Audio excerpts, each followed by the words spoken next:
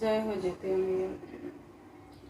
लाली डोलिया चढ़ी के जितिया मैया दर ती पे आवे निधर ती पे आई गई नि हो।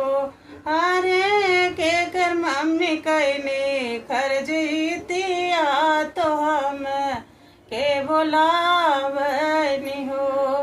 अरे के कर मम्मी कहनी खर जितिया तो के बोलावनी हो। हाथ जोड़िया यू से बबुआ जे मई या आगे ठाड़े बहन मई या से अरज कर हो। मैया हमारी मम्मी भूख नी जईतिया तो तू के बुलावनी हो। अरे मोरी मैया हमारी मम्मी भूख नी जीतिया जे तू के बुलावनी हो। मैया हवा बैठा हमारे अंगनवा तुम्हें दी या पे बैठान हो। जितिया मैया हवा बैठा हमारे अंगनवा तुम्हें दी या पे बैठे हो। विदिया पे माई के बैठाई तसी से झुकावे निसी से झुकावे लिहो।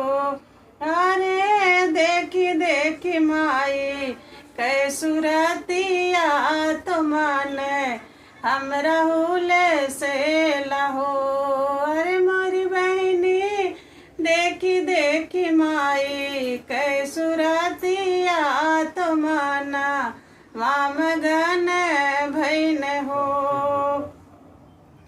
नैना जुड़ाई गईन हो।